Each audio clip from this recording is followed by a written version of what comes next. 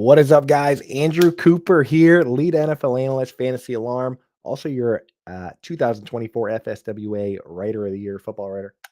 And I am here solo today. No Howard Bender, no guest, because it's time to get serious. It's time to get in here and get some serious takes down. It feels good to be back on here by myself because I got things to say. Sometimes you get the guest on, they want to say something, you don't want to hurt their feelings. Today, feelings are done, guests are done. Andrew Cooper and the Fantasy Alarm family drafting a Best Ball Mania team live on the show. Last year, we made it all the way to the top 3% of the top 1%. 200 top 250 out of 670,000 people took home some decent money, but we're going back in for the big, big, big prizes. I've got my best ball cheat sheet that's up at Fantasy Alarm. We're updating that constantly as things move, ADP shift, everything goes.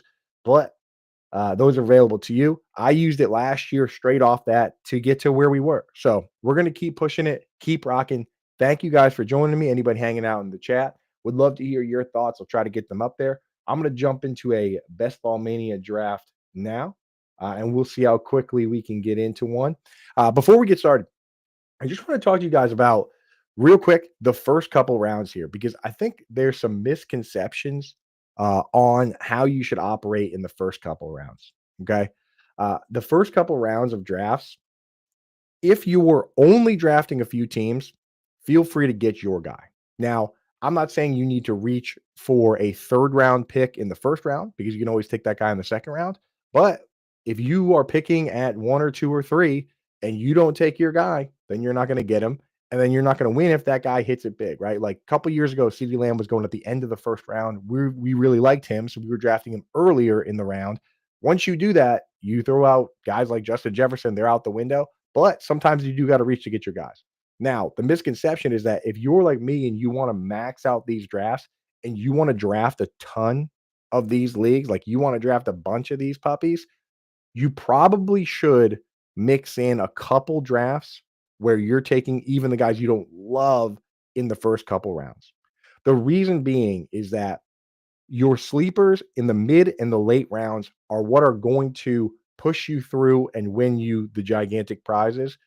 But you're going to want to diversify a little bit just in the first few rounds, right? So for me personally, I'm going to be drafting my guys as much as possible in the first and second round. But every once in a while, I will take value on a guy that I don't love just so I don't get rug pulled if that guy ends up being the guy, like the top best guy that dominates, right? And a good example would be last year, guys like Saquon Barkley, Jamar Chase, Derrick Henry. We had people come out say, I'm not drafting Jamar Chase under any circumstances because he might hold out. We had people that did not love drafting Saquon Barkley because Jalen Hurts is going to steal the touchdowns and all this or that. They didn't want to draft Derrick Henry because he doesn't catch passes and Lamar Jackson was going to steal those. People didn't want to draft Josh Jacobs. Those guys were the most owned players. And then a lot of the teams that did really well had like the top dogs along with T. Higgins. And then they had the right combination of sleepers later. Guys like, oddly enough, Adam Thielen, who was a wide receiver 13 over the weeks when he got back from his hamstring. Guys like Ricky Parasol, who popped like the very last week. If you go and look at like the top 10 teams in Best Ball Mania, 4 of them had Adam Thielen, right? A lot of them had T. Higgins and Saquon Barkley and these guys because you had to. But that's the game here if you're trying to max these tournaments out like we are, right? So, like for me, I'll give you an example. I don't necessarily love Devon Achane, right? Teron Armstead is gone. The team seems to be trending in a weird direction. Tua gets hurt every year. I know we don't like to bank on injuries. Tyreek Hill has, been banged up with the wrist surgery, and he's in the news every week. Like, there's a lot of weird things going on there, right? So I don't necessarily reach for a guy like Devon Achane, but we also know on the flip side, this guy can score 3 touchdowns in any given game. He can have 200 yards in any given week. So for me, if it would just be a nightmare for me if I draft 150 teams and I draft my sleepers on a lot of those teams, but I don't win the big prize because I didn't make a couple Devon Achane teams, right? So that the first couple rounds, you do got to diversify a little bit. Once you get through those rounds, there's going to be a lot of guys that we're not drafting at all. at all. Complete zeros. If they blow up and win, then I win nothing, and I'm willing to accept that. You know what I mean? Especially in the later rounds where it's like you're just picking from a huge list of guys in round 17 and 18 where you can just kind of take whoever you want. Like I'm not in those rounds, I'm not worried about being like, oh man, I haven't drafted uh I haven't drafted Clyde Edwards-Helaire in any leagues yet, so I wanna make sure to get one of those.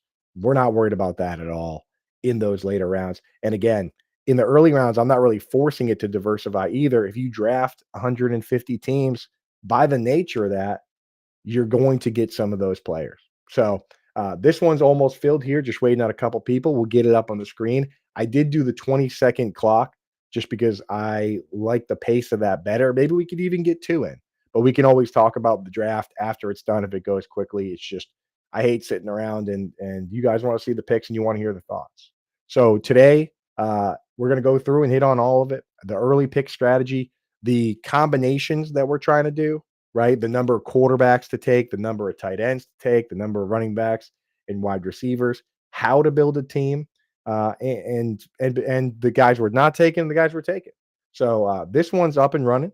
Let's get it up here. Looks like I'm going to have the fifth pick in this draft. I put the light mode on and put the dark mode on here for all you sickos that hate light mode, all you latchkey shut in kids, just for you. How are we looking? Does that look good? Can we go bigger? Can we go smaller? Let me see what I can do here. Is this full screen? Yeah, I think that's about as big as we're gonna go on those. Yeah. Let me know what you guys think here. Yeah, right there. That's better. Perfect. All right. So in this early round here, I mean, I'm just taking best available guys like Jamar Chase, Saquon Barkley, Justin Jefferson, Bijan, CeeDee Lamb. Those are probably going to be in my top five, and I'm going to get one of those guys. So we'll see how this puppy rocks.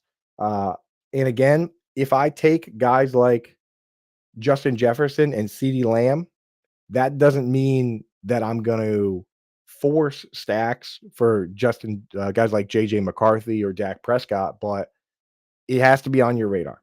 Right? It has to be on your radar. Is it a little too zoomed? A little too zoomed, not too zoomed. 1, 2, 3, 4, 5, 6, 7, 8, 9, 10, 11, 12 guys. Yeah, we're good here. All right. Jamar Chase off the board first. Let me know, chat. Is there anybody in the first round that you guys love or hate? Wide receivers always go early, but I do love taking these running backs, Barkley, Bijan.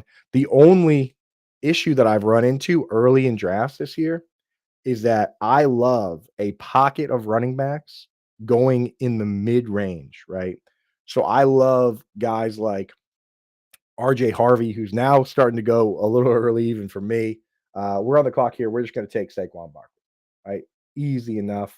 2-year extension. Absolute league winner last year. Uh, Superstar. So easy one there. The problem I run into is that I love the pocket of running backs in the mid-range, and there's 2 issues with it. We're talking like RJ Harvey, Kenneth Walker, um, Alvin Kamara. A little before that, guys like Breece Hall and Chase Brown. The problem I run into is A, if I draft a running back in the first round, I end up a little too running back heavy sometimes. You can never be too heavy, but a little too heavy sometimes.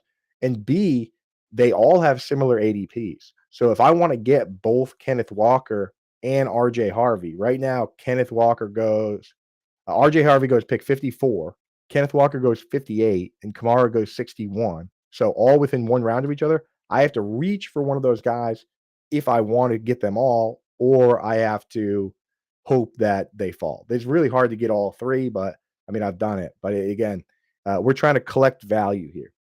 That's the game. Of course, there's going to be a concern with huge touch season.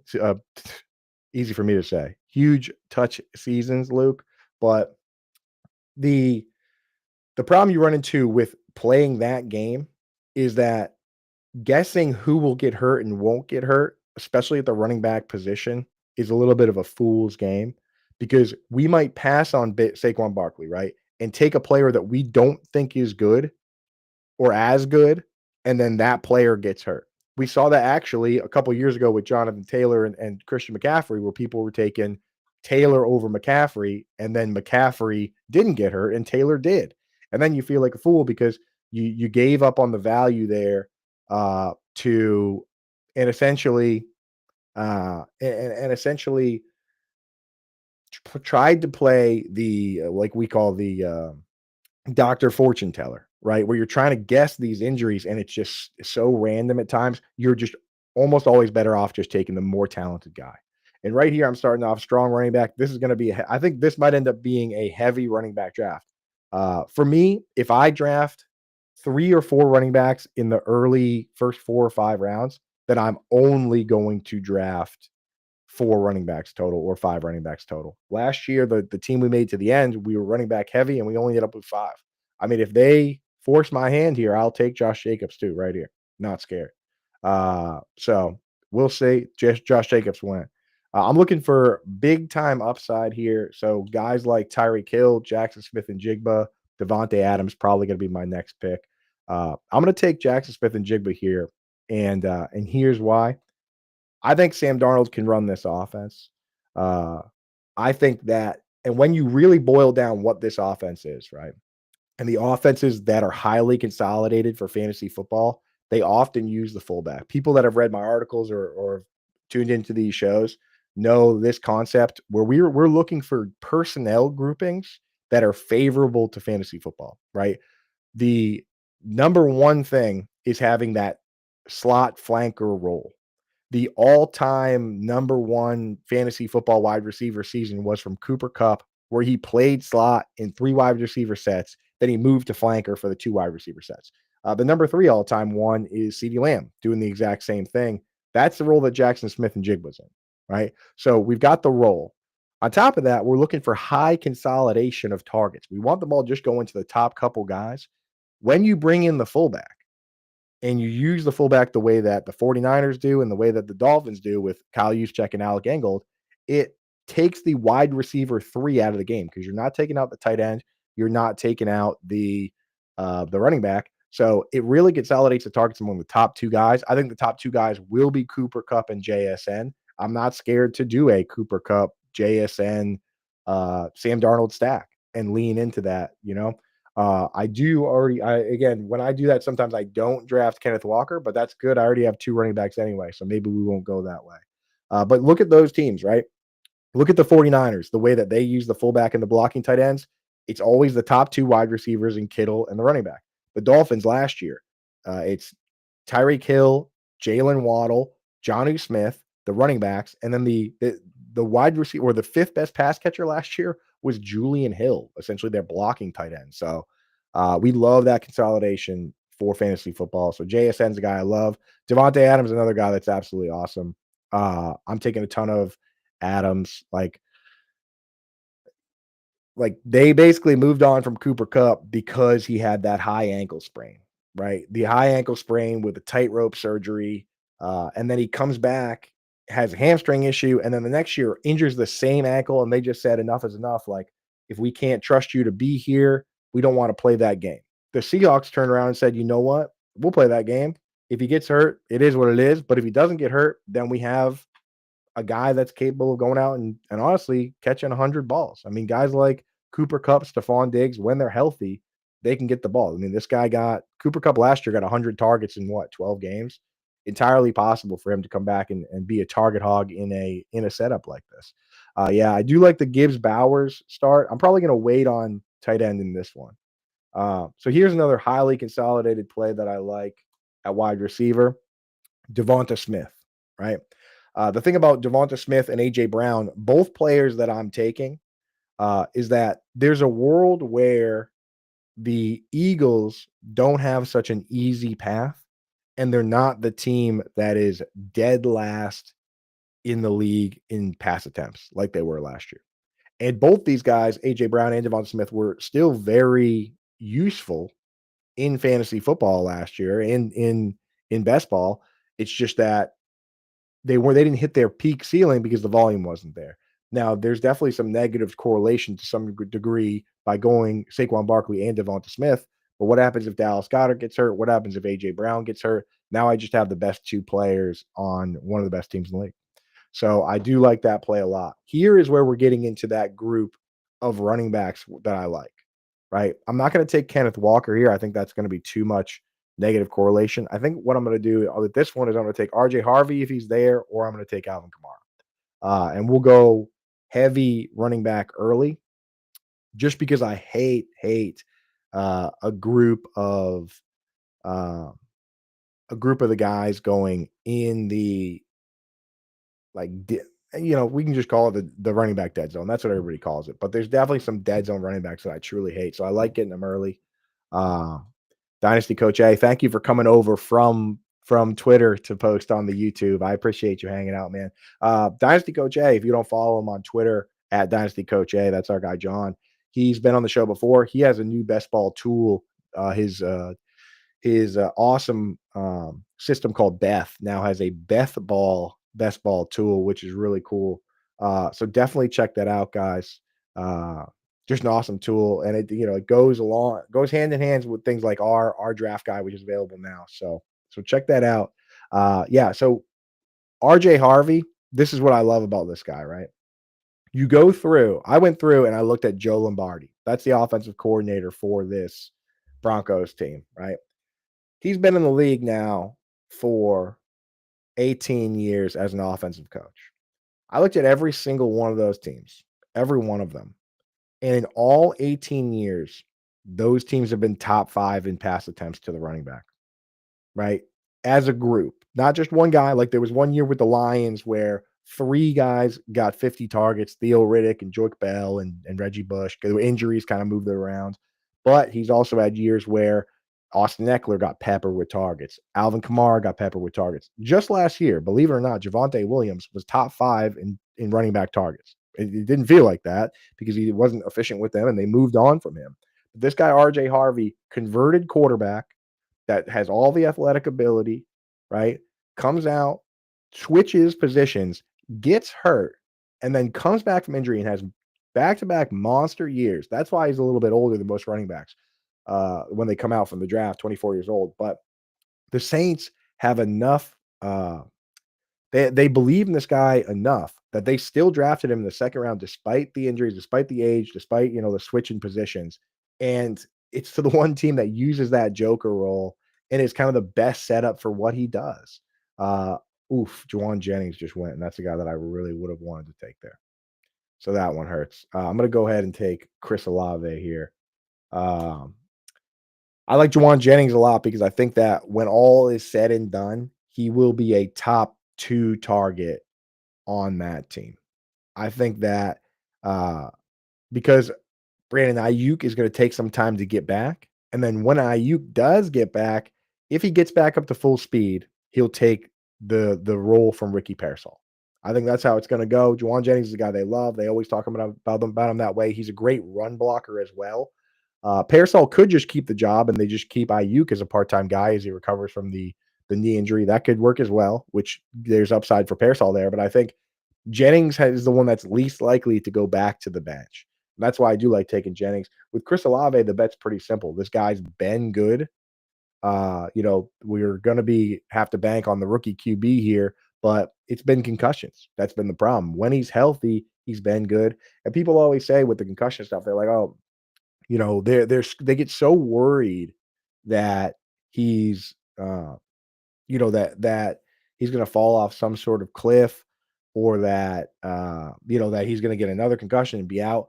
But the data on whether or not, again, I'll tell you guys right now very clearly, right here, full screen, not a doctor. Me, believe it or not, backwards hat, middle of the day, talking about football, not a doctor. But I have read as much as I can as an observer about the about these injuries because we want to know as much as we can for fantasy football that there's no like true consensus, but a lot of the top doctors on it say that you are much more at risk of getting a concussion again after having one and not fully recovering. But once you fully recover, it's just like any other like bruise or break or whatever where you're not more susceptible to having another one. It's not like a ligament where it like stretches out and now all of a sudden it's like, you're going to roll your ankle again. Like it doesn't work that way to some degree where there's been a lot of guys Devontae Adams, as an example, Brandon Cooks. Devontae Adams had 3 concussions within a very short period. Brandon Cooks had a bunch early in his career where people said they should retire because they had a bunch of concussions in a short span, and then they didn't. And then they each had 10,000 yards receiving in the league, right? So for me, Chris Olave, like as long as he wants to keep playing, he takes care of himself. Of course, he could just randomly get hurt just like anybody else, but I don't really think he's any more likely to get hurt than any other player. I think he is a good player. This time last year, in many situations, he was going where Garrett Wilson goes. And Garrett Wilson is playing with a quarterback in Justin Fields that that has a quarterback that Vegas is saying is going to throw for 2,450 yards, which is absurdly, absurdly low. Every other quarterback is set at least 3,000. The over under for touchdown passes for Justin Fields is 14 and a half.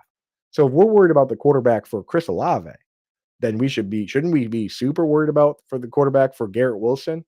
These are the kind of arbitrage plays I look at where it's like Chris Olave's talented, Garrett Wilson's talented. They both have quarterback questions. One of them is going way before the other one. And yes, I agree. Kellen Moore is a good thing for pretty much everybody over there. So hopefully he can cook something up that works out nice. People forget that the Saints came out and scored 91 points over the first 2 games last year, and then everyone got hurt. Eric McCoy got hurt in week 3. Uh, I'm on the clock here. So there's a bunch of picks going in this range that I really don't love. This one here that I'm going to make people criticize this one, and what's really keeping Michael Pittman's ADP low and affordable, which is great for me, is Josh Downs. I like Josh Downs too. But I just think that Michael Pittman in a format like this, half PPR format, where he in the past has gotten 140, 150 targets, his back is now feeling better. The mobile quarterbacks, in both Anthony Richardson or Daniel Jones, which Daniel Jones being there creates a nice floor because if Richardson's not doing it, now they bring in the backup.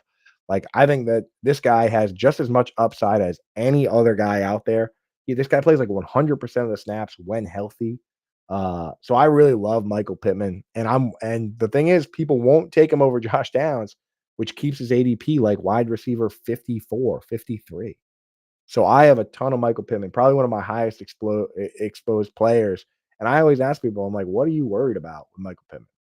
And they'll say, the back. And it's like, okay, well, what if his back is healthy? And then they'll say, oh, well, I'm worried about the quarterback. Well, if you're so worried about the quarterback, then why are you drafting Josh Downs? Because Josh Downs wasn't throwing, Anthony Richardson wasn't throwing it to Josh Downs at all. Joe Flacco was. So the Josh Downs pick, I like it. I like picking both Josh Downs and Michael Pittman, but like the idea that you can't pick Michael Pittman ahead of Josh Downs, uh, it just doesn't make sense. And the fact that really that kind of stuff will lower the ADP of these guys because people will sit there and not pick Josh Downs, and then no one picks either Downs or Pittman. It's honestly great.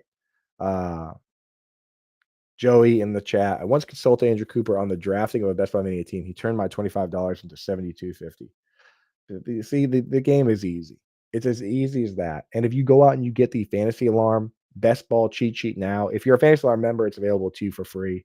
You can get an All Pro membership now and just get all the cheat sheets for all the sports. That gives you everything. Uh, but you can also buy it as a standalone product, and that has all my rankings. It also has a tiered grid that goes through and breaks down all the different it kind of so we have the linear rankings in there, the people that just want the rankings. But I also take the rankings and I put them in a tiered grid based on ADP where you can see how early we're taking running backs and wide receivers. And then down the grid is the quarterbacks and the tight ends. And it really helps you build a balanced team. And not because if you're just going off linear rankings, you might sit there and say, oh, the first 20 wide receivers are gone, but my QB2 is still here. So I'm going to take him. Doesn't always make sense. So the tiered grid in there, I think, is the most helpful part of it. Good thing I just took a quarterback because we just went on a quarterback run. Caleb Williams, Dak Prescott, Brock Purdy, Jared Goff. Uh, I love Bo Nix here. Bo Nix, statistically, if you look at it, what really truly was the difference between Bo Nix and Josh Allen last year? And people are going to say that's blasphemy. But statistically speaking, Bo Nix was threw for the same number of yards. He threw for one more touchdown than Josh Allen did. Josh Allen only ran the ball 10 more times, 102 carries versus 92. The real difference was touchdowns. Josh Allen had 12 rushing touchdowns. Bo Nix only had 4. But those kind of things can be fluky, right? There's no guarantee in any given year that he runs for more touchdowns. And the Bills do have an 11.5 win total versus uh 9.5 for the Broncos. But in any given year, you know what? They could show up and they could make things happen. I'm gonna take my second quarterback here and be done with quarterback in this draft. I love drafting quarterbacks late, but I'm just gonna stack up the two guys that I think have the best chance of being this year's Jaden Daniels, right? And all you really need to do them to do is run a bunch and and throw okay, because that's kind of what Jaden Daniels did last year with Drake May. So I just talked about Bo Nix versus Josh Allen. Drake May ran the ball better than Bo Nix, more efficient than Bo Nix. I mean, it's not even a question. Bo Nix had 92 carries for 430 yards. Bo Nix had 50, I think 52 or 54 carries for 421 yards. So like almost half the carries and only 9 yards fewer. That to me, like, if you like Bo Nix, you should absolutely like Drake May. Good for me that I like both, and I got them both. So now I don't really need to think about quarterback anymore. Though very last round picks, guys like Russell Wilson or Tyler Shugg, those guys could start 17 games for their team. Also, Anthony Richardson. Maybe I will take Anthony Richardson too and just triple up on mobile QBs. I mean, p- we're all penciling in that Daniel Jones is going to start at some point, and I think it could easily happen. What if Anthony Richardson just takes a step forward and he starts the entire season? You have to account for that possibility. And what is the upside if that happens? This guy could run for 800 yards. Uh, so I'm in on that. I think you guys should absolutely sprinkle some of that in. As far as players that have gone so far that I don't like, I'm going to make one more pick right here, and then I'll talk to you guys about that. But there's a lot of guys out there that that I really am not super interested in. To be completely honest with you guys, I'm going to take my first tight end here, David Njoku. Uh, you got to think to yourself about what the true upside case is for a lot of these players if they're not a top 2 target on the team, or if the quarterback's just not throwing at a high level, right? Or if they're just super low A dot players. So I'll tell you one player, Khalil Shakir. I tweeted about him earlier. I said if he takes a step forward this year, he could be the next Cole Beasley. This guy, everyone looks at the catch rate and they're like, oh my God, he catches everything. But his A dot, his average depth of target is 5.5 yards. So yes, it is much easier to catch the ball when it's just tossed into your hands a couple yards from the line of scrimmage. And that's a big reason why he didn't crack 900 yards last year, right? Like he got 100 targets, but they're very super low A dot targets. And this is a half PPR format where yards are much more valuable. And receptions kind of fall by the wayside a little bit. If it's full PPR, then yeah, Khalil Shakir, awesome. But half PPR like this, I want more upside.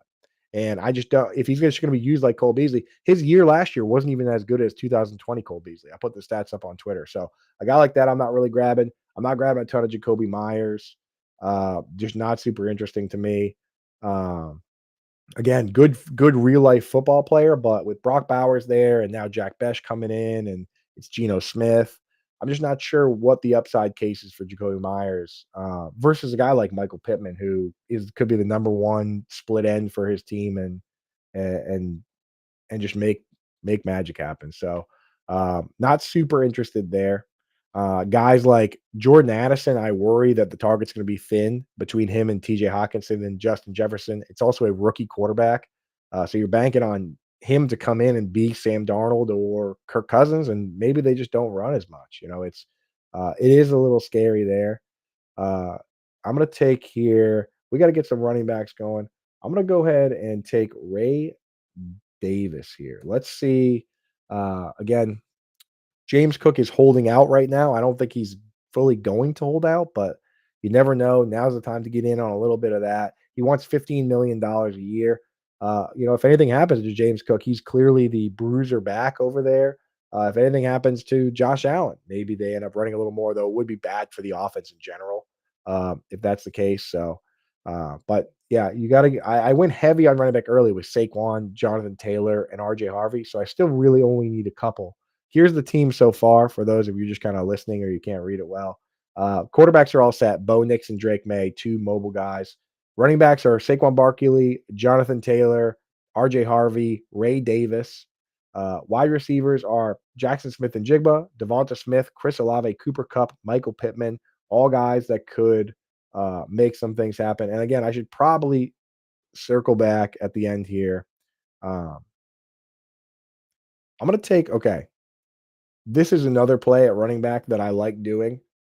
Uh, with the Jaguars, we don't know who the starter is going to be. We're all just speculating right now, right? It's Liam Cohen coming in. Last year, Liam Cohen, Rashad White was the starter, and then he used Bucky Irving because he was more efficient. They drafted Bashal Tutin, who, very athletic, but they didn't take him until day 3. Looking at last year, Tank Bigsby was more efficient than Travis Etienne, right? Running the ball on the ground. It was really just pass catching that Etienne offered. And what if Tutin comes in and just plays like a rookie? Like, what if he comes out and he's this year's Kamani Vidal or Marshawn Lloyd got hurt, not his fault, but or Dylan Lobby, who gets a lot of steam and just ends up being down the depth chart, ends up being the RB3. I think there's a world where Tank Bigsby ends up just being the best running back on this team flat out. And you can't really say, oh, he's going to be this year's Bucky Irving, who just comes out and is awesome. But the conditions that created Bucky Irving are kind of almost exactly present with the Jaguars, where he was more efficient than Rashad White. The coach, Liam Cohen, came in, the same exact coach comes in, and he has no allegiance to either one. For me, I don't mind taking Tuden. I don't mind taking Travis Etienne. I don't mind taking Tank Bigsby. But I think, get some exposure to each of them, because if anyone runs away with that job, it's going to be a massive value. I just got him at pick 100. His ADP is 150. I got him pick at 149. So add ADP pretty deep here. Now comes the time where we got to start taking at least, I think I'm going to take 3 tight ends with this build. So if you kind of slack on positions, you're going to want to lean into volume at those positions. So for me, it's like if I take 2 quarterbacks, then I'm not going to take another one because I have both. Okay, I'm on the clock here.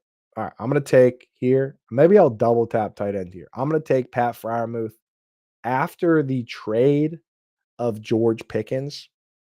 Pat Fryermuth is now a much more appealing play because he could be a top 2 target on this team along with DK Metcalf.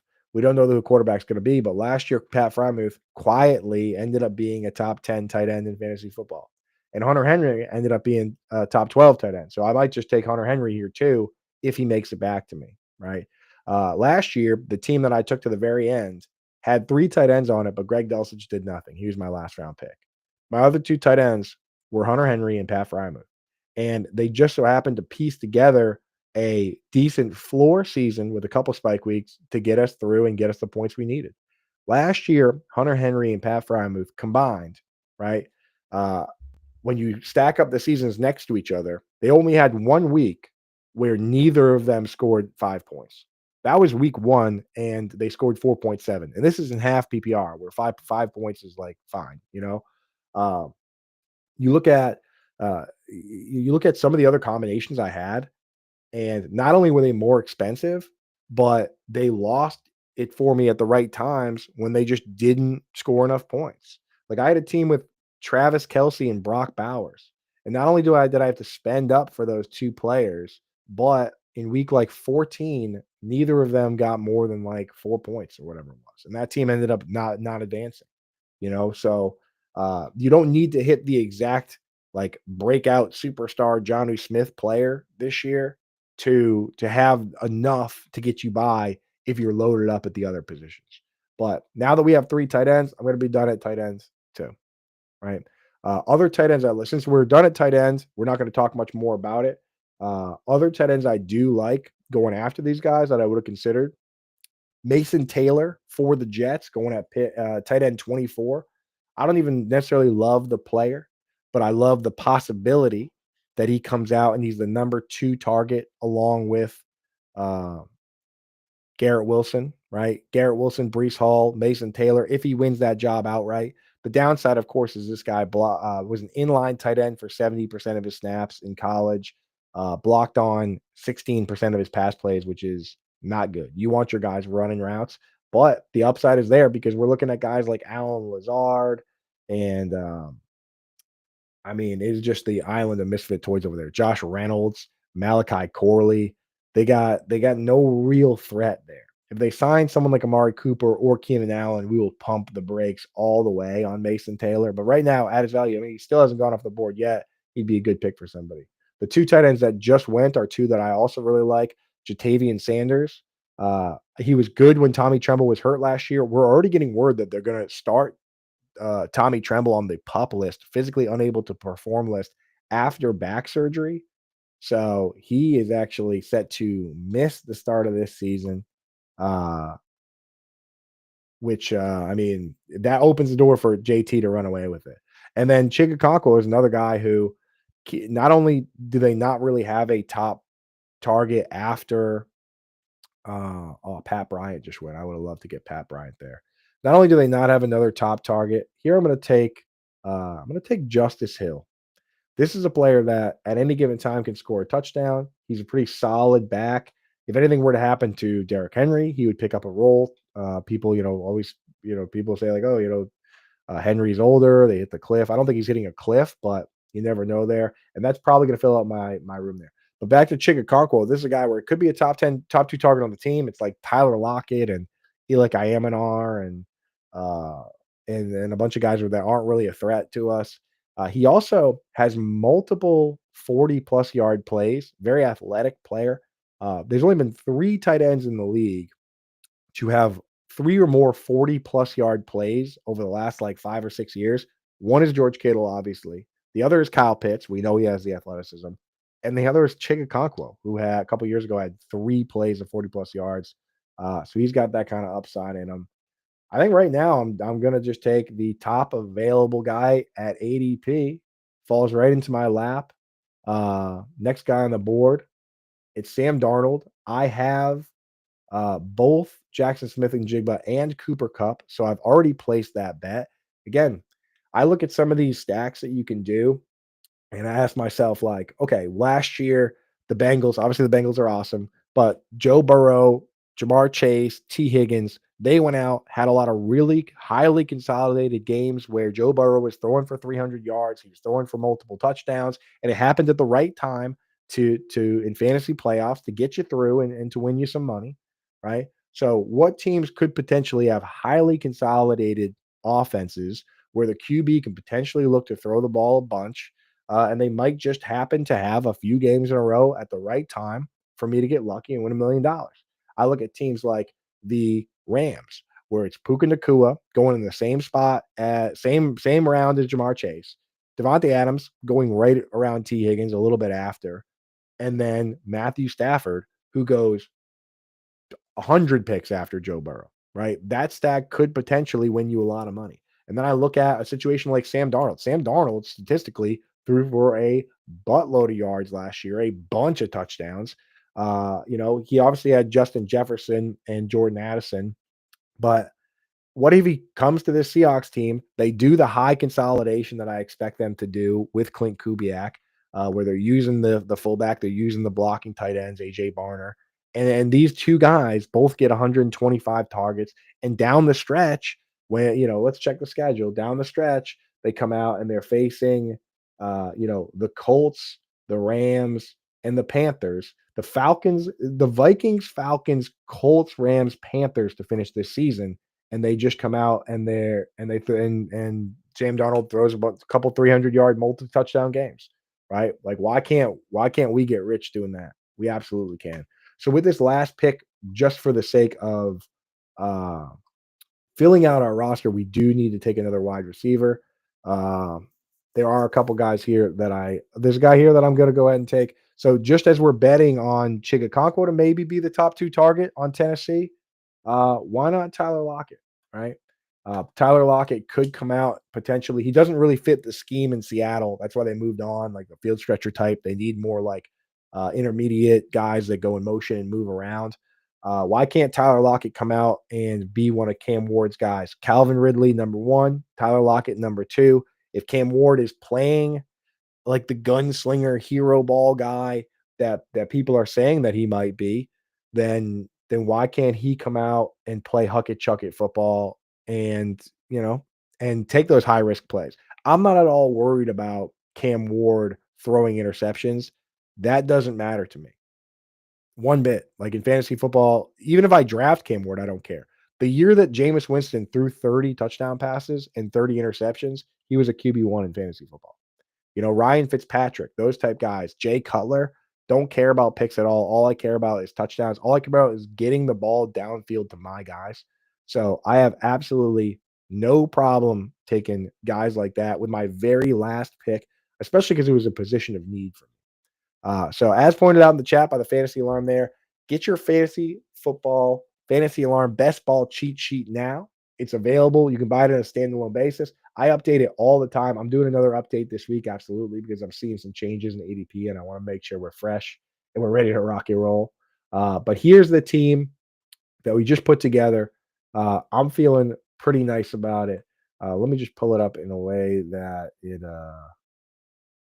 it looks nice for us. Okay, because we want things to look nice. Um, I'm just gonna leave the draft board up. So here we go. The running back, so the quarterback room on this squad. All right, hold on here. Completed. There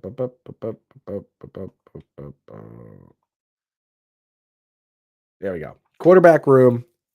Bo Nix and Drake May for the mobile upside. Guys, I think have the best shot of being this year's Jaden Daniels. Really. I mean, they statistically have some of the underpinnings of being the next Josh Allen, Jaden Daniels type guys. Again, probably Lamar Jackson's running for too many yards, maybe Jaden Daniels too, but they come out and run enough and throw enough. And then I have Sam Darnold because I have him stacked up with his wide receivers, right? Running back squad, Saquon Barkley, awesome. Jonathan Taylor, one of four running backs in the league that averages 100 yards from scrimmage. It's literally just Saquon Barkley, Christian McCaffrey, Alvin Kamara, and Jonathan Taylor. That's for their careers. Just the four guys averaging over 100 yards from scrimmage. RJ Harvey, who is going to get a million bazillion targets. Ray Davis has a path to touchdowns, or if injuries to James Cook or James Cook holds out, that's a handcuff play there. Another handcuff play I like that I didn't mention is DJ Giddens, but I'm not going to draft DJ Giddens on a team where I have Jonathan Taylor. You don't want to draft in best ball. Unlike dynasty and redraft, you don't want to draft the running back that's the handcuff for your current running back. You just don't want to do that. It's not a high upside play.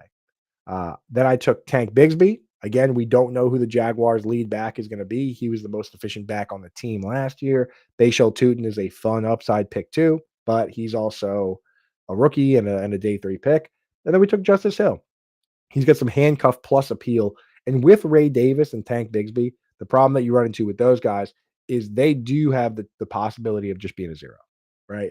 You got to ask yourself when you're building these rooms, how many of these guys could be a flat zero that isn't cracking my lineups much? Like Tank Bigsby could be the running back 3 for the Jaguars doing nothing. Ray Davis could be just a backup that's not really doing anything. Justice Hill, on the other hand, could potentially crack my lineup some weeks just on his own. Or if Derrick Henry gets hurt, now he could be cracking it a bunch. We went thinnest at wide receiver, but we have some outs here, absolutely, right? Because we have Jackson Smith and Jigba and Cooper Kupp stacked up with Sam Darnold, right? That could potentially any blow up weeks for that team feels pretty a good chunk of my lineup right away. We have Devonta Smith, who's capable of big games at any moment. We have Chris Olave, who's capable of big games at any moment. We have Michael Pittman Jr., who's got a healthy back now. And if his quarterback stinks, they're going to bring in the backup. And then we have Tyler Lockett, who could potentially provide spike weeks with Cam Ward. Again, typically I would draft another wide receiver, but I went with Sam Darnold. We went the high risk move of bringing in Darnold there to complete that stack versus drafting another wide receiver in that spot. At tight end, we waited. all these guys outside of the top 120 picks. So David Njoku at pick 125 is a guy who was incredible with Flacco just the year before last, like absolutely ridiculous pace that he was on in those games with Flacco. Flacco could be the starting quarterback for the Browns. It's entirely possible. He could be a top 2 target along with Jerry Jeudy. Cedric Tillman's coming back from serious concussion issue. We don't know what's going on there, but I expect Cedric Tillman to be healthy, but I think David Njoku's probably still a top 2 pass catcher on the team. We have Pat Fryermuth, who could be a top 2 pass catcher on his team, along with DK Metcalf. We have Hunter Henry, who led the Patriots in targets last year, had 97 targets, which was actually tight end 6 on the season. Might not have felt like it, but tied for tight end 6 with David Njoku. And again, with Stephon Diggs, we expect him to be healthy. We expect him to be there. The Patriots do have a clause in his contract where Stephon Diggs could actually be. Uh, it's a very interesting contract. So for those that don't know, because there's been a lot of Stephon Diggs talk the last couple days. Obviously he's on the boat doing awesome stuff, which coaches love to see. But there was an article that came out in the Athletic that I read, and it was a good article, it was well written. It was by Chad Graff.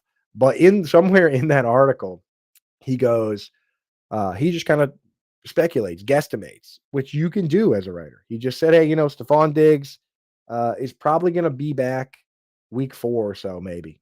That sounds reasonable. And literally, he writes in there like week 4 might be reasonable.